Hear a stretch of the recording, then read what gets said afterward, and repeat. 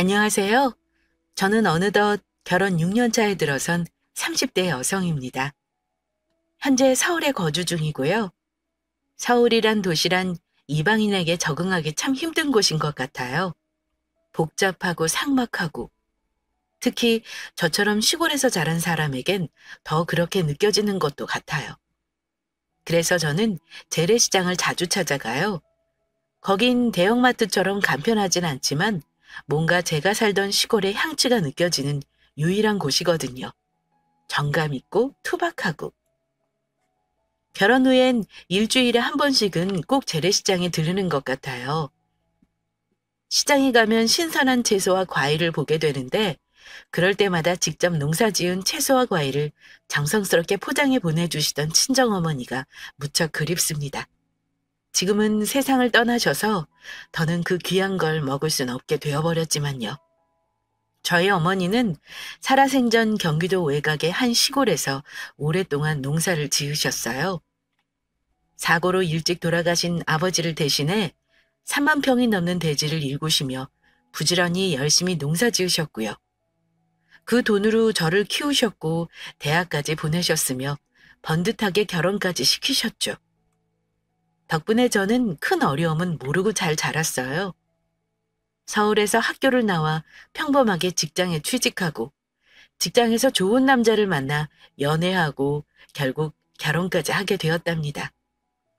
음, 짤막하게 가족관계를 설명하자면 저는 홀어머니의 외동딸이고 제 남편은 부모님과 아래 여동생이 한 명 있어요.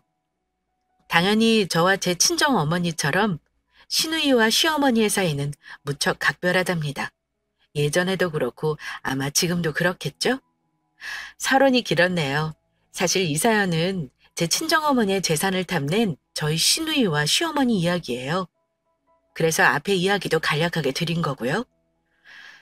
정말 기가 막히고 아직도 생각하면 피가 거꾸로 치솟는 제 사연 한번 들어봐 주시겠어요? 결혼 전부터 제 친정어머니는 걱정이 많으셨어요. 그건 바로 시누이와 시어머니 때문이었어요. 얘야, 상견례 때 보니까 네 예비 시어머니랑 시누이 사이가 각별해 보이던데 그 등살에 행여 너 마음고생할까 봐 걱정이다. 사실 어머니의 한숨도 이해가 갔어요. 저희 친정어머니가 아버지 살아생전 시누이와 시어머니의 시집살이에 정말 고생을 많이 하셨거든요. 하지만 저는 깔깔 웃으며 엄마를 안심시켜 드렸어요. 엄마, 요즘 시대가 어떤 시대인데 그런 걱정을 해. 걱정하지 말아요. 근데 둘 다 보통이 아닌 듯 보이던데. 게다가 둘 다 철도 없어 배고. 제 말에도 친정어머니는 쉽게 걱정을 거두지 못하셨어요. 사실 친정어머니의 걱정도 이해가 가는 게 제 시누이와 시어머니의 성격이 좀 별나긴 하거든요.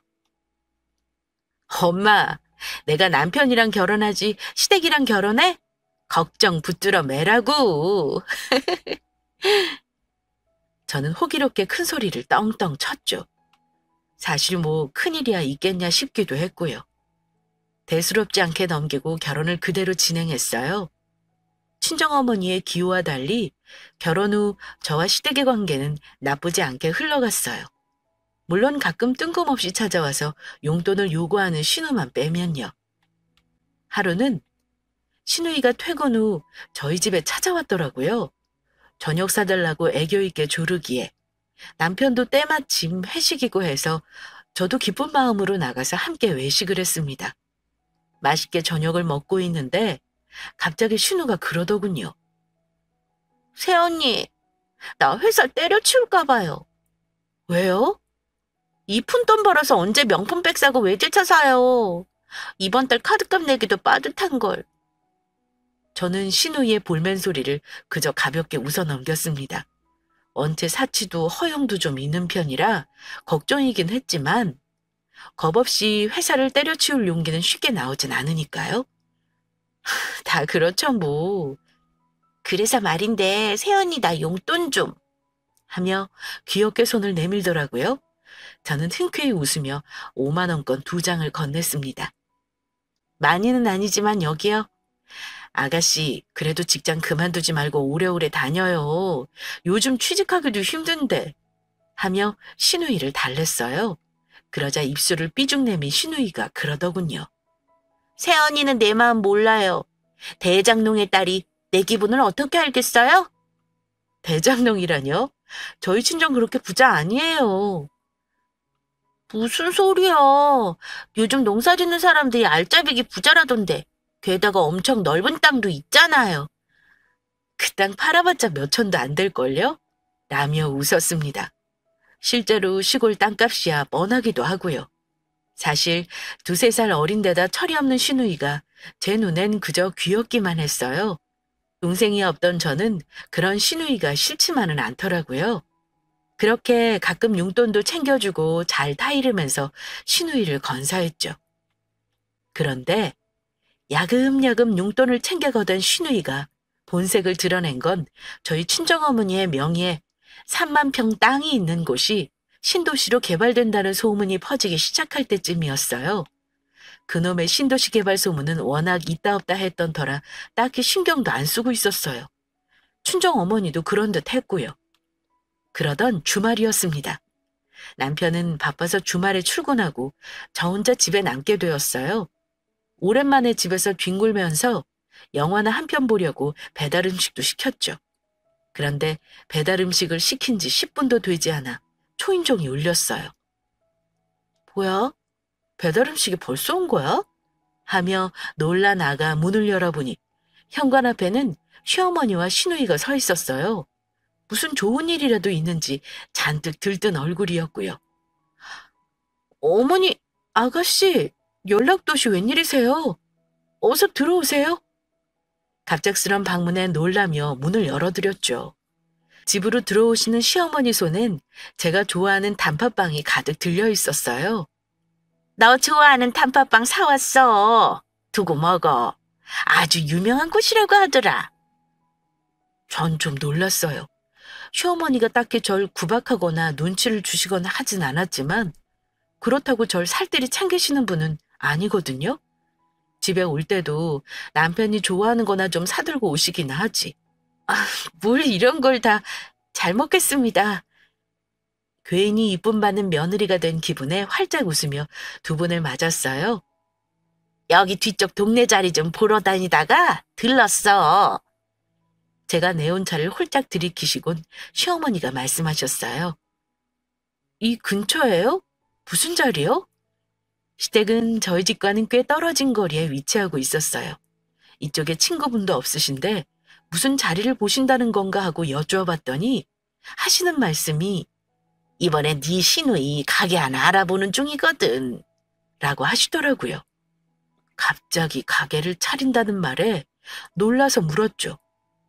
아가씨 가게 차리세요? 그렇게 됐어요. 신우가 대답하더군요. 저는 시누이가 잘 다니는 회사는 어쩌고 갑자기 가게를 차린다는 건가 싶어 다시 물었습니다. 아가씨, 회사 그만뒀어요? 아직은 아닌데 곧 그만두려고요. 어떤 가게냐고 물으니 카페를 차린대요. 요즘 유행하는 디저트를 주로 한 디저트 카페를요. 이야기를 들어보니 규모가 꽤 컸습니다. 적은 돈으로는 차리기 어려울 만큼요. 요즘 경기가 좋지 않아 있던 가게도 다 문을 닫는 판국의 가게라니.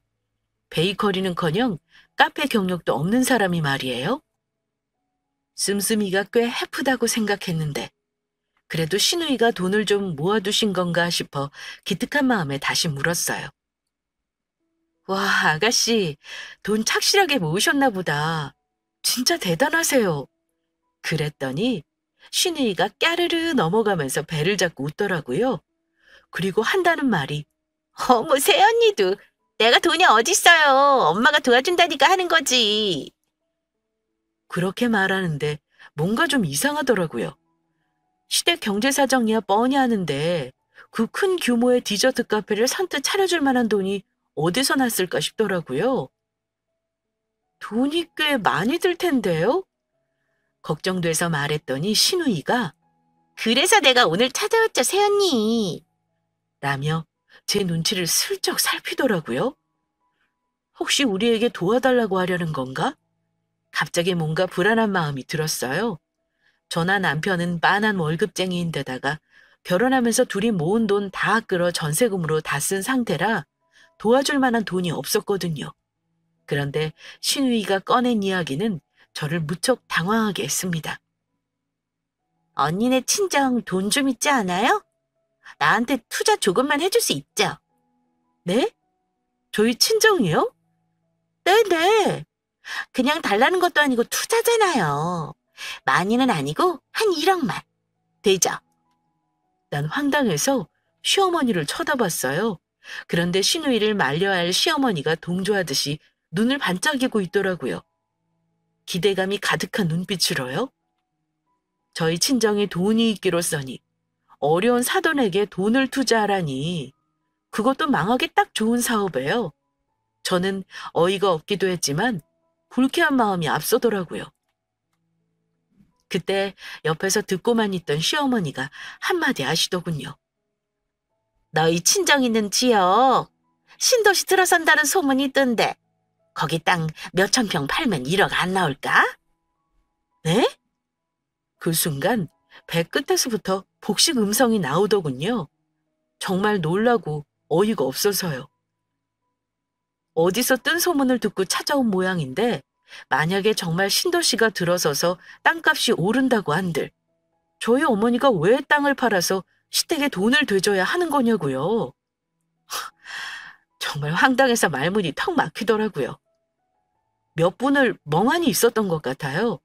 그러자 신우이가 제 팔을 잡고 징징대더군요. 새언니, 내가 돈 많이 벌면 2배, 아니 3배로 갚을게요. 저는 신우이의 팔을 탁 쳐냈습니다. 죄송해요. 이건 제가 들어드리기 어렵겠어요. 그 소문 10년 전부터 있었던 거라 아예 뜬 소문이에요. 게다가 저희 친정집에 땅이 있다고 해도 그거 전부 농사지는 땅이에요. 저희 엄마가 평생 일궈서 가꾼 땅을 어떻게 팔겠어요? 그건 힘들 것 같아요. 제 인생에 그렇게 정색하며 말한 건 처음이었던 것 같아요. 제가 딱 잘라 거절하니 시어머니가 싸늘한 목소리로 한마디 하시더군요. 예, 어쩜 그렇게 냉정하게 말을 하니? 네 친동생이라도 이럴래? 제 친동생이면 이런 일 안 저지르겠죠. 라고 되받아치고 싶은 걸 꿀꺽 삼켰습니다. 죄송해요, 어머니. 제 친동생이라도 어려울 것 같아요. 그런데요, 이 뜬 소문이 사실이 될 줄은 저도 정말 몰랐어요. 서울과 가까운 경기도 외곽 신도시 개발붐이 불면서 밭과 논을 모두 갈아엎어 대형 아파트 단지를 세운다는 도시개발 발표가 난 거예요. 그 신도시 개발 지역에 저희 친정어머니 땅이 있는 곳이 선정된 거였어요. 보상금을 대충 계산해보니 액수가 정말 컸어요. 땅이 워낙 넓어서인지 수십억 원 좋게 넘겠더군요. 그 뉴스를 접한 저는 곧바로 친정어머니에게 전화를 걸었습니다. 엄마, 뉴스 봤어? 그래, 지금 봤다. 동네가 아주 난리가 났어. 라고 하시는데 소화기 넘어 들리는 친정어머니 음성이 좋지만은 않더라고요. 엄마, 이제 고생 끝났어. 보상금 나오면 마음 편하게 쉬면서 노후 보내면 되겠다. 그지? 엄마도 이제 서울 와서 편하게 살아. 나도 자주 보고. 제가 기뻐서 묻자 친정어머니가 그러시더군요. 나는 싫다. 내 한평생 이 땅 농사지어서 너 키우고 먹였는데 팔고 싶지 않아. 죽을 때까지 공기 좋은 곳에서 농사짓다 살다 가고 싶어. 너 애 낳으면 손주도 가끔 보고 내 손주, 내 사위, 내 딸 먹을 거 직접 손으로 키우면 얼마나 좋아. 다 늙어서 무슨 돈이야. 어머니의 신경도 이해가 갔어요. 일평생을 시골에서 농사만 짓고 사시던 분에게 갑자기 밭과 논이 사라지고 아침에 할 일이 사라진다는 게 얼마나 헛헛한 일이겠어요. 게다가 어머니는 농사를 짓는 일에 꽤 큰 보람을 느끼시는 분이니 마음이 많이 안 좋으신 모양이었어요. 돈 욕심이 있으신 분도 아니셨거든요. 그래, 엄마. 엄마 마음 이해할 것 같아. 그래도 일이 이렇게 흘러가는데 이웃들 생각도 해야지. 그 사람들은 재개발에 엄청 좋아하실 거 아니야. 응, 안 그래도 난리가 났어. 그러니 나도 순리에 따라야지. 어떻게 내 고집만 부리겠니? 그래, 알겠어요. 대신 다음 주에 있는 건강검진은 꼭 서울에서 받아요. 내가 박서방이랑 모시러 갈게요. 알겠지? 아이고, 박서방까지 뭐하러. 평일이라 시간 내기도 힘들 텐데 내가 알아서 가면 되는데. 벌써 월차 신청해놨어. 엄마는 그런 걱정하지 말고 다음 주에 봐요. 친정어머니와 전화를 끊고도 저는 내내 마음이 쓰였어요. 제가 커온 고향집이 사라진다고 생각하니 저도 괜히 서운하기도 했고요. 그렇게 시간이 흘러 어머니의 건강검진일이 되었어요. 남편이랑 어머니 모시고 병원에서 건강검진도 받고 맛있는 것도 먹고 하루 저희 집에서 푹 쉬셨어요. 좋아하시는 친정어머니를 보면서 남편도 오랜만에 효도한 것 같다고 뿌듯해 하더군요. 저는 말할 것도 없이 행복한 시간이었고요. 그렇게 시간이 흘러 건강검진 결과를 들으러 병원에 갔어요. 그런데 의사 선생님 표정이 안 좋으시더라고요. 정밀 검사를 해봐야겠습니다. 선생님, 혹시 무슨 문제라도 있으세요? 저의 물음에도 말을 아끼시는 의사 선생님의 모습에 심장이 덜컥 내려앉더군요. 평소 워낙 건강하시기도 하셨고 잔병치레도 없으셨던 친정어머니라 딱히 걱정하고 있지 않았는데 그렇게 지옥 같은 며칠이 지나고 검사 결과를 들으러 간 병원에서는 췌장암 말기입니다. 손을 쓰기엔 암덩어리가 너무 큰데다 벌써 상당 부분 다른 장기에 전이가 된 상태입니다. 라는 말씀을 하셨습니다.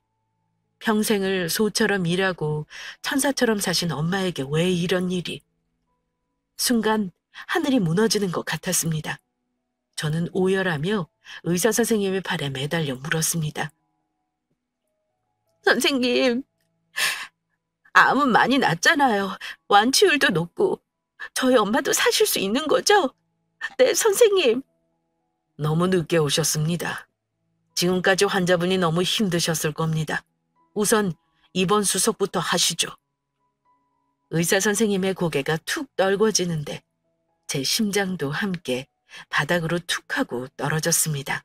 제가 비틀거리며 진료실을 나오자 놀란 눈으로 남편이 절 급히 부축하며 물었어요. 왜 그래? 무슨 일이야? 남편이 훗날 말하길 그날 제 얼굴이 얼마나 하얗게 질려 있던지 정말 온몸에 피가 모조리 빨려나간 사람 같았다고 하더군요. 정말 그랬을 거예요. 하나뿐인 엄마의 남은 인생이 고작 3개월이라니. 아직 못해드린 게 너무 많은데. 저는 그 자리에 엎어져 펑펑 울었어요. 정말 몸에 있는 수분이 다 빠져나갈 만큼 울고 또 울었어요. 그날 밤 잠자리에 누웠는데 잠이 오지 않더군요. 정말 천장이 제 가슴까지 내려앉는 기분이었어요. 저는 그날 바로 직장의 사정을 이야기하고 휴직계를 냈습니다. 그리고 친정어머니를 병원으로 모셨죠. 눈이 퉁퉁 부어 죽을 상을 하고 나타난 딸을 보며 어리둥절하시던 어머니께 병명을 사실대로 말씀드렸습니다. 그러자 어머니는 긴 한숨을 쉬시고는 그 자리에 주저앉아 집에서 보이는 자신의 논밭을 한참 바라보시더군요. 그러고는 의연한 말투로 말씀하셨어요. 내가 됐으면 가야지. 난 이 집에 있다가 조용히 돌아가고 싶은데 그러면 네가 평생 한우로 남겠지? 그러고는 무릎을 짚고 일어서더니 그 길로 짐을 싸셨어요. 내 딸 마음 편하게 해줘야지. 결심하신 듯 말씀하시고는 곧장 병원으로 가셔서 입원하셨습니다. 저는 그날부터 친정어머니 곁에서 병간호를 시작했고요. 그 사이 급물살을 타기 시작한 신도시 개발은 착착 이루어지고 어머니는 결국 땅을 파셨어요. 정말 평생 만져보지도 못한 거액을 손에 쥐었지만 친정어머니도 저도 제 남편도 그 누구도 기뻐하는 사람은 없었습니다. 단 2사람만 빼고요. 어머, 사부인, 오랜만에 뵙네요. 편찮으시다면서, 아이고, 세상에 이 일을 어째. 사돈어른, 얼른 쾌차하셔야죠. 그 사이 얼굴이 반쪽이 되셨어요. 하며 요란하게 호들갑을 떨며 병실로 들어온 두 사람은 바로 시누이와 시어머니였습니다. 편찮으셔서 기운 없이 누워 계신 어머니가 얼른 머리를 정돈하며 자리에서 일어서시더라고요. 저도 얼른 자리에서 일어서 공손히 인사했습니다. 오셨어요? 너도 고생이 많다. 라며 위로의 말씀을 전하시더라고요. 그런데 기분 탓일까요? 둘 다 엄청 들뜬 것 같다는 생각이 들더라고요. 이거 제가 만든 크로플인데 한번 드셔보세요. 입맛에 맞으실지 모르겠어요. 라며 신우이가 얼룩덜룩하게 탄 크로플이 들어있는 상자를 내밀더군요. 췌장암 말기 환자에게 크로플이라뇨. 저는 어이가 없었지만 워낙 철이 없고 생각이 짧은 사람이니 그러려니 하고 넘어갔어요. 그런데 친정어머니는 사돈이 가져온 음식을 그냥 두기 민망하셨는지 그 탄 걸 또 꾸역꾸역 드시는 거예요. 사돈어른, 맛이 어떠세요? 아주 맛이 좋네요. 그죠, 그죠? 제가 이번에 디저트 카페를 하나 계약했거든요. 제 얼굴은 불쾌감을 참지 못하고 얼굴 와락 구겨졌습니다. 그 큰돈이 드는 가게를 결국 계약했다는 것도 황당한데 그 말을 아픈 친정어머니께 꺼내는 의도가 너무도 뻔하잖아요. 시누이 가게에 투자해달라 이거겠죠. 진짜 그 말만은 하지 마라 속으로 비는데 시어머니가 낼름 대화에 끼어드셨습니다. 그나저나 사돈 축하드려요. 이번에 부자가 되셨다면서? 내가 관상을 좀 볼 줄 아는데 사부인 딱 보는 순간 이 양반 아주 말년복이 제대로 터지겠구나 했어요. 사실 아프신 건 너무 안 된 일이지만 그래도 이렇게 딸 자식한테 큰 선물 남기고 떠나는 것도 복이지 뭐예요. 하면서 입을 가리면서 웃는데 저는 순간 시어머니가 아니라 짐승으로 느껴졌습니다. 어떻게 인간이 이럴 수가 있을까요? 돈 앞에서 사람은 본색을 드러낸다더니 결혼한 지 2년 만에 알게 된 시어머니의 본색이 너무 무리하고 경우가 없더군요. 어머니, 제가 얼른 시어머니의 말을 자르려고 하는데 시어머니가 그럴 줄 알았다는 듯 얼른 또 말을 잇더군요. 저 사돈어른, 그래서 말인데 저 사업기획서 좀 읽어봐 주실 수 있어요? 만약에 읽기 귀찮으시면 그냥 투자만 해주셔도 돼요. 많은 금액은 아니고 한 2억만요. 1억이었던 액수가 어느새 2억으로 불어있더군요. 제가 정말 화를 참지 못하고 폭발하기 직전 문을 벌컥 열고 들어온 남편이 불같이 화를 내며 걸어왔습니다. 문 밖에서 이 이야기를 다 듣고 있었던 모양이었어요. 야, 너 지금 뭐 하는 거야? 편찮으신 어른 앞에서 뭐 투자? 너 정신머리가 있는 거야, 없는 거야? 아무리 생각이 없어도 그렇지. 그리고 네가 무슨 가게야, 가게는. 허파에 바람만 잔뜩 들어가지고 이 쓰레기 들고 당장 못 나가? 제가 하고 싶은 말을 대신해주는 남편 덕분에 속이 조금 시원해지더라고요. 오빠는 동생 사업한다는데 도와주지는 않을 거면서 나가라니. 기껏 병문안 온 사람한테. 너 조용히 못해? 라고 버럭 소리를 지른 남편이 이번엔 시어머니를 향해 눈을 부릅뜨며 말했습니다. 어머니, 어린애가 정신을 못 차리면 말리지는 못할 망정 여기까지 와서 뭐 하시는 거예요? 제가 진짜 장모님이랑 와이프 앞에서 창피해서 얼굴을 못 들겠어요. 얼른 나가세요. 얼른요! 하고 남편이 서둘러 두 사람을 데리고 병실을 나갔습니다. 저와 친정어머니만 남은 병실엔 잠시 정적이 흘렀어요. 친정어머니는 생각이 많아지셨는지 가만히 창밖을 쳐다보시더군요. 저는 너무 죄송하고 민망해서 더듬더듬 말을 꺼냈어요. 엄마, 저 시댁 식구들 말 신경 쓰지 마. 미안해. 그러자 어머니가 나직이 말씀하시더군요. 그 돈 안 빌려주면 너 구박당하는 거 아니야? 엄마, 그런 걱정 하지도 마라. 내가 구박을 왜 당해? 저렇게 든든한 남편이 있는데.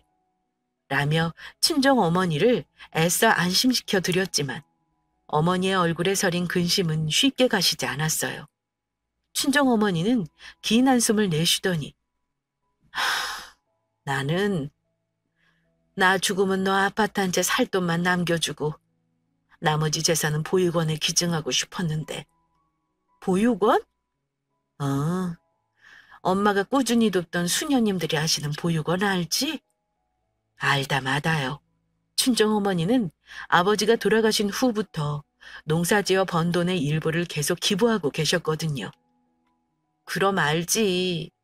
천사 같은 우리 엄마.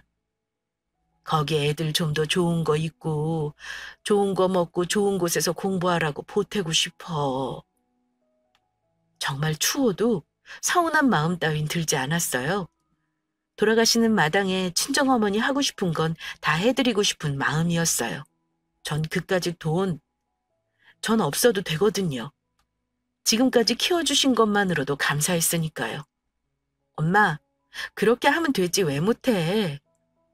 너희 시댁 식구들 보니까 그래도 되나 싶어서. 저는 정말 말을 잇지 못했어요. 편찮으신 친정어머니께 걱정만 안겨드린 것 같아서 목이 메더라고요. 이렇게 착하고 정직하게 산 엄마에게 왜 이런 병이 찾아와서 저딴 인간 같지도 않은 시댁 식구들한테 엄마가 이런 말을 들어야 하는지, 왜 얼마 살지 못하시는 엄마의 마음까지 불편하게 하는지. 정말 시누이와 시어머니가 너무도 미웠습니다. 그리고 그까지 돈 없어도 되니까 엄마만 다시 건강해졌으면 좋겠다고 그렇게 속으로 빌고 또 빌었습니다. 그렇게 시간이 지났고 제 극진한 병간호에도 친정어머니의 병세는 점점 악화되어 갔어요. 그러던 어느 날이었어요. 그날 이후 연락이 없던 시어머니에게 전화가 걸려왔습니다. 얘야, 밥은 챙겨 먹니? 밥이 뭐 중요한가요? 다정한 물음에도 저는 고운 목소리가 나가지 않았어요. 도시락 좀 싸왔는데 잠깐 1층 휴게실로 내려오렴. 도시락을? 그날 일이 미안하긴 했던 모양이지. 그래도 어른이 여기까지 찾아왔는데 싶어 저는 나가기로 결심했어요. 잠깐만 기다리세요. 친정어머니께는 친구가 와서 잠시 나간다고 하고 1층으로 갔어요. 한상의 짝꿍 아니랄까봐 시누이와 시어머니는 함께 왔더군요. 커다란 3단 도시락을 가지고요. 어서 먹어봐. 제 앞에 음식을 밀어주시는데 입맛이 없더군요. 깨작깨작 밥을 두고 있는데 시어머니가 은근한 목소리로 말문을 트시더군요. 너 친정어머니 돌아가시면 그 재산 전부 네게 상속되는 거지?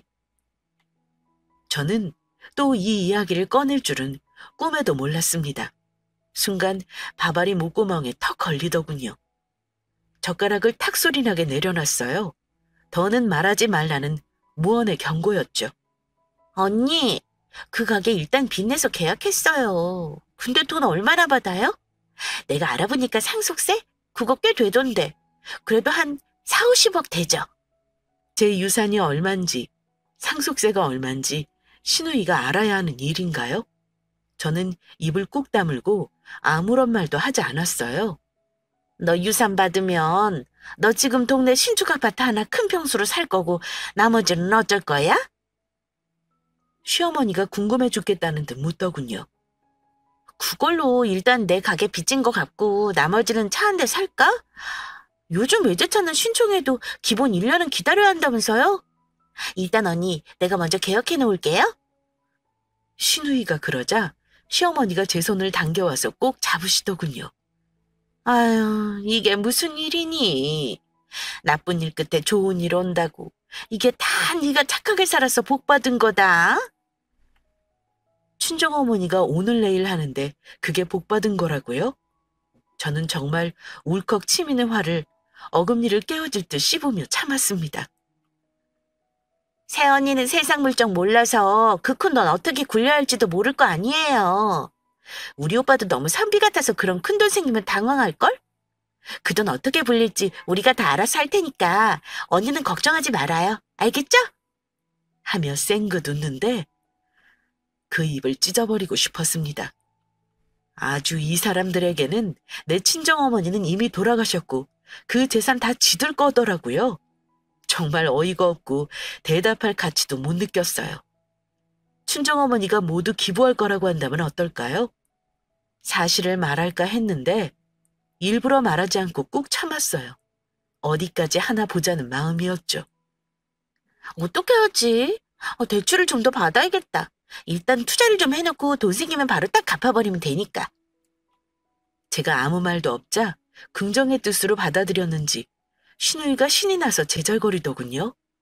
그래, 열심히 상상해봐라.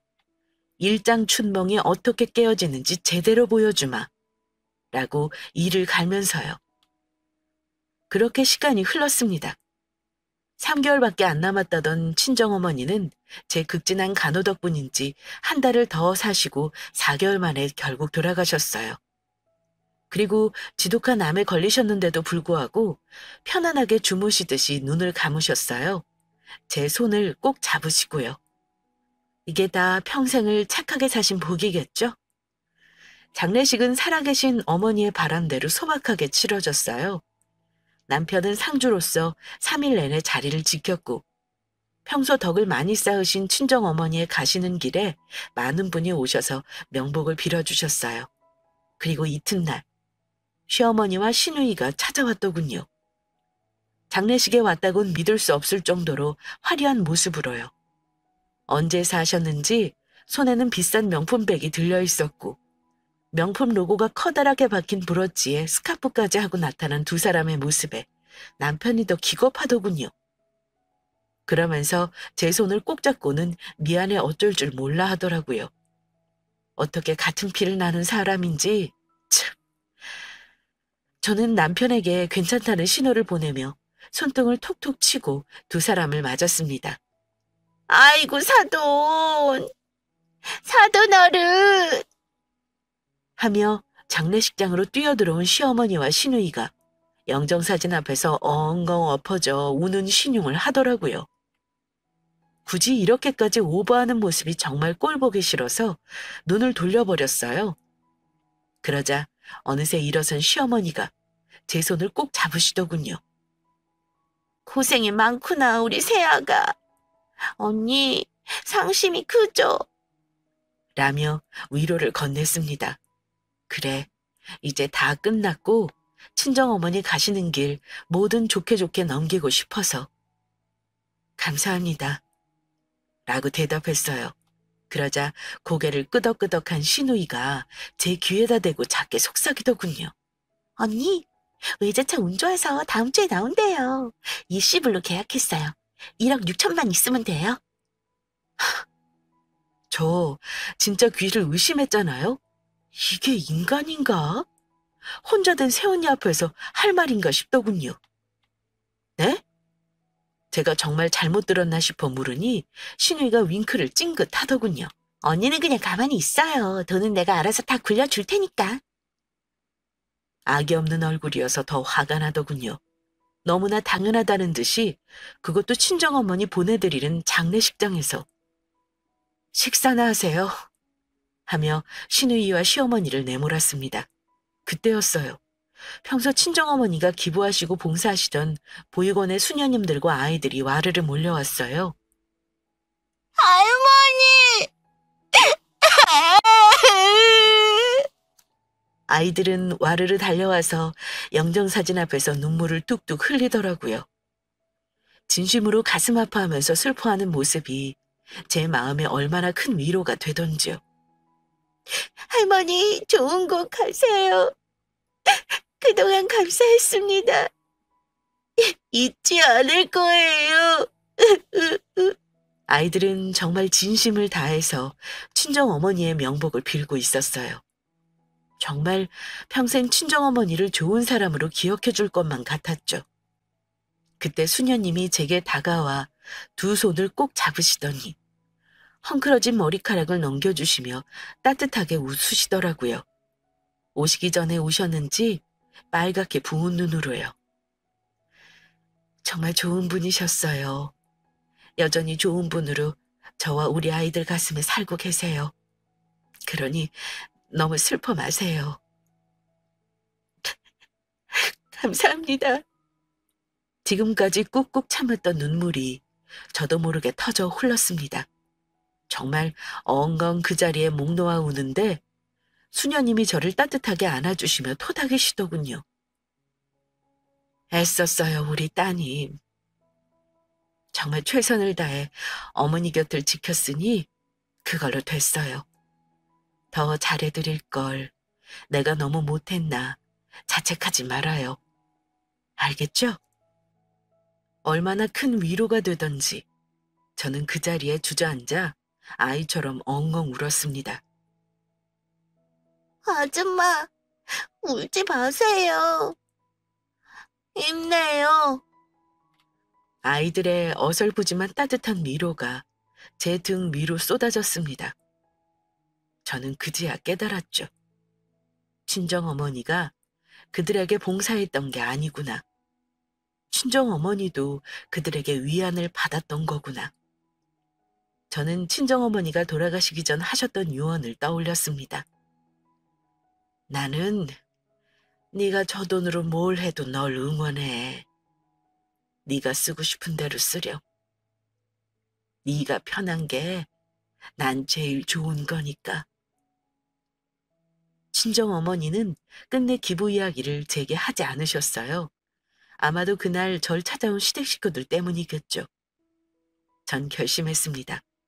친정어머니의 뜻대로 유산을 기부하기로요. 울음을 추스르고 자리에서 일어섰어요. 식사하셔야죠. 그렇게 말하며 아이들과 수녀님을 상에 앉혔어요. 때마침 바로 옆상에 시누이와 시어머니가 앉아 계셨죠. 전 차라리 잘 됐다 싶었고요. 입맛에 맞을지 모르겠어. 많이들 먹어. 잘 먹겠습니다. 아이들이 이구동성으로 말하더군요. 장례식장 음식이야 뻔하잖아요. 아이들 입맛에 맞는 게 없을 텐데 참 잘 먹더라고요. 정말 맛있게, 예쁘게.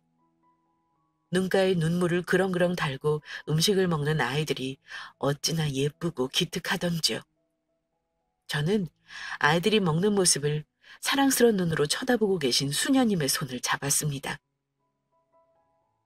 수녀님, 실은 어머니가 남기고 가신 유산이 조금 있어요. 그때 시어머니와 시누이가 숟가락을 탁 놓더군요. 유산이란 단어에 귀가 솔깃했던 거죠. 저는 아랑곳 없이 말을 이었습니다. 어머니가 기부하시고 싶다고 하셨는데 제 아파트 하나 구매하고 남은 돈은 다 기부하라고요. 뭐? 세상에, 새언니, 미쳤어요? 그때 옆 테이블에서 고성이 터지더군요. 저는 시누이와 시어머니의 동그래진 눈을 무시하며 말을 이었어요. 근데 저 아파트도 필요 없어요. 지금 전세로 열심히 잘 살고 있고 청약통장도 있고요. 전액 아이들이 있는 보육원에 기부하고 싶어요. 아니, 그건 너무... 수녀님도 부담스러우신지 난감한 표정을 지으시더라고요. 그때였어요. 야, 너 미쳤어? 그 돈을 왜 네 맘대로 기부해? 언니, 그럼 내 가게는 어쩌고요? 언니, 정신 차려요. 그게 말이 돼요? 무슨 고아 따위한테 그 돈을 줘요? 얘네가 그 돈 있다고 뭐 인생 나아진대? 벌떡 자리에서 일어선 두 사람이 아이들 앞에서 갑자기 막말을 퍼붓기 시작하더군요. 아이들은 놀라서 먹던 숟가락을 놓더니 다들 눈치를 보며 커다란 눈말 돌돌 굴리는 거예요. 그런데도 그들의 폭언은 멈추질 않았어요. 그럼 이미 내놓은 빚은 어쩌고? 대출금은 어떻게 갚으라고? 순간 화가 머리끝까지 치밀어 올랐어요. 저는 더는 참지 않고 벌떡 자리에서 일어서서 말했죠. 내가 왜 내 어머니 유산을 당신들과 나눴어요? 저는 한 번도 그 돈 드리겠다고 한 적 없는데요? 버럭 화를 내니 그제야 움찔. 놀라 눈을 키우는 두 사람에게 따지듯 말했습니다. 우리 엄마가 평생 피땀 흘려 가꾸던 땅 판 돈을 왜 당신들한테 주냐고요? 당신들이 뭔데? 제 고함에 순간 장례식장이 고요해졌습니다. 그 소리를 듣고 달려온 남편이 커다란 눈을 꿈뻑꿈뻑 거리며 서 있더군요. 저는 그래, 너도 시댁 편들면 이혼하면 그만이다. 각오하고 할 말을 계속했습니다. 꼴 좋네요. 우리 엄마 재산을 꼭 자기 재산처럼 쓰려고 빚지셨죠? 그 빚은 알아서들 갚으시고요. 엄마 가시는 게 욕 보이지 말고 여기서 당장 나가주시죠. 그러자 놀란 듯 입을 어버버 하던 시누이가 도끼 눈을 뜨고 달려들더라고요. 내 돈은 아니더라도 우리 오빠는 자격 있잖아. 오빠는 알아요? 아냐고요. 그때 남편이 나와 시누이 사이를 딱 가로막더군요. 안다. 어쩔래? 하며 버럭 화를 내더군요. 둘이 일 벌여놓은 건 둘이 알아서 해결해. 참 창피해서 진짜 보자 하니까 정말 가관이네. 쯧하고 혀를 차더니 결심한 듯 그러더군요. 당장 여기서 나가. 둘 다 평생 내 눈앞에 띄지 마. 그리고 내 와이프 앞에서 한 번만 더 나타나면 가만히 있지 않을 줄 알아. 그러고는 버티는 두 사람의 등을 밀어 장례식장 밖으로 쫓아내버리더군요. 나가는 중에도 야, 그 돈이 얼만데 그걸 고아들한테 가져다 바쳐? 언니, 그 돈 절대 안 돼요. 알겠죠? 그걸 할 게 얼마나 많은데. 라며 마지막 발악을 하더군요. 저는 다리에 힘이 풀려 그 자리에 주저앉았습니다. 친정어머니 장례식장에서 이게 무슨 사달인지. 사람들 보기도 창피하고 아이들에게도 미안하고. 그 소란에도 장례식은 무사히 치러졌고 아이들과 수녀님은 장지까지 낙골당까지 따라와 어머니의 마지막을 함께 지켜주었습니다. 든든한 제 남편은 말할 것도 없고요. 그렇게 저희는 친정어머니의 모든 돈을 기부했고 홀가분한 기분으로 남편과 즐겁게 결혼 생활을 즐기고 있습니다. 참, 그리고 시누이와 시어머니의 근황이 궁금하시죠? 저희도 인연을 꿈꾸 살아 잘은 모르는데 들리는 소문엔 할 수 있는 금액은 모조리 대출받아 연 가게는 석 달 만에 쫄딱 망해서 문을 닫았고 빚더미에 앉았다고 하더라고요. 빚을 갚느라 또 여기저기 돈을 빌리러 다닌다는 소리를 들었는데 역시 사람은 바뀌지 않나 봅니다. 그 사이 몇 번이나 도와달라고 집에 찾아오고 제게 전화가 왔지만 그건 남편 선에서 냉정하게 끊어버려서 이젠 연락이 오는지 안 오는지도 모르고 지내요. 웃긴 게 우연이겠지만 시댁과 인연을 끊으니 좋은 일들이 생기더라고요. 저와 남편은 나란히 직장에서 승진했고요. 이번에 청약도 당첨되었어요. 대출금에 중도금에 조금 빠듯하긴 하겠지만 이제 저희 집이 생긴다고 생각하니 기분 좋아요. 이젠 2세 계획도 본격적으로 세워보려고요.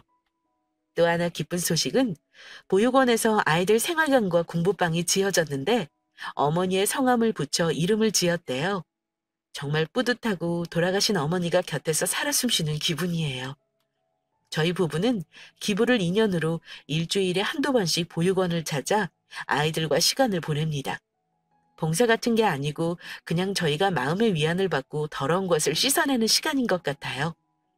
무척 소중하고 힐링되는 소중한 순간들을 아이들과 함께하고 있답니다. 정말 인과 응보라는 게 있나 봐요. 제가 좋은 일을 하니 제게도 좋은 일이 생기고 악랄하게 남의 돈을 탐냈던 시누이와 시어머니는 지금 저렇게 거지꼴로 살고 있으니 말이에요. 그래서 저는 앞으로 더 착하게 살려고요. 돌아가신 친정엄마처럼 좋은 일도 많이 하고 작은 일에 감사하며 정말 훌륭하고 존경받을 만한 부모가 되고 싶어요. 앞으로 저희 부부 행복한 일들만 가득하겠죠? 하늘에 계신 엄마가 저희를 지켜주실 테니까요. 지금까지 긴 이야기 들어주셔서 감사해요. 여러분들도 오늘 하루 그리고 남은 인생 베푼 만큼 받을 수 있는 삶을 사시길 가슴 깊이 진심으로 기도할게요. 감사합니다.